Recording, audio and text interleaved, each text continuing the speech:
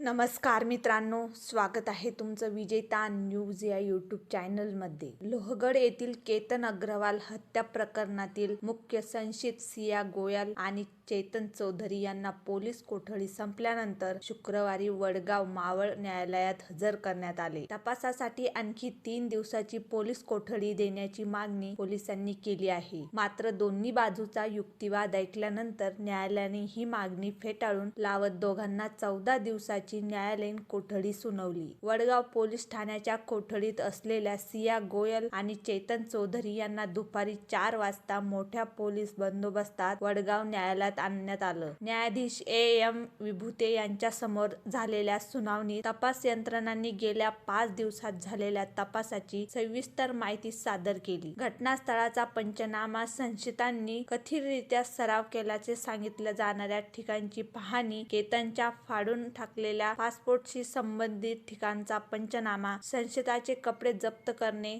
तसेच मोबाईल मधील delete data पुनर्प्राप्त केल्याची माहिती न्यायालयासमोर मांडली। तपास अधिकाऱ्यांनी सांगितलं की संशयिताच्या मोबाईल मधून महत्त्वाचा डेटा मिळाला असून त्यामधील संभाषणामध्ये सांकेतिक भाषा आणि सांकेतिक नावाचा वापर करण्यात आला आहे। याचा अर्थ स्पष्ट करण्यासाठी दोघांची समोरासमोर चौकशी करण्याची आवश्यकता आहे। यात आणखी काही व्यक्तीचा सहभाग आहे का याचाही तपास सुरू असल्याने पोलीस कोठडी वाढवण्याची गरज आहे। सरकारी वकिलांनी युक्तिवाद करताना सिया गोयलचा आणखी एक मोबाईल जप्त करण्यात आल्याचे सांगितले। त्यातील डिलीट डेटा रिकव्हर करण्यात आला असून सांकेतिक संदेश आणि सांकेतिक नावाची पडताळणी करण्यासाठी संशयितांची प्रत्यक्ष चौकशी आवश्यक असल्याचे सांगितले। मात्र बचाव पक्षाने पोलिसांच्या मागणीला जोरदार विरोध केला। सिया गोयलचे वकील विपुल दुशिंग यांना सांगितलं की सिया तपासात पूर्ण सहकार्य करत असून पोलिसांनी उल्लेख केलेले सर्व मोबाईल आधीच जप्त केलेले आहेत। केवळ मोबाईल मधील संदेशांचा अर्थ लावण्यासाठी किंवा सांकेतिक भाषेची पडताळणी करण्यासाठी पोलीस कोठडी मागणे कायदेशीरदृष्ट्या योग्य ठरत नाही। दोन्ही बाजूचा युक्तिवाद आणि तपासाची सद्यस्थिती विचारात घेतल्यानंतर न्यायालयाने आणखी 3 दिवसाच्या पोलीस कोठडीची मागणी फेटाळली। त्यानंतर सिया आणि चेतनला 16 जुलैपर्यंत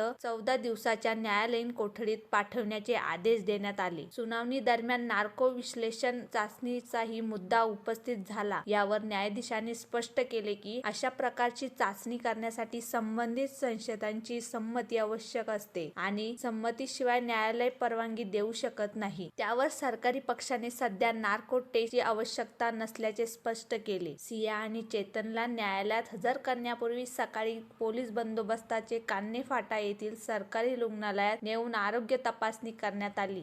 तर असे माहितीपूर्ण व्हिडिओ बघण्यासाठी आपल्या विजेता न्यूज चॅनलला जरूर सबस्क्राईब करा। भेटूया अशाच एका माहितीपूर्ण व्हिडिओमध्ये। तोपर्यंत धन्यवाद।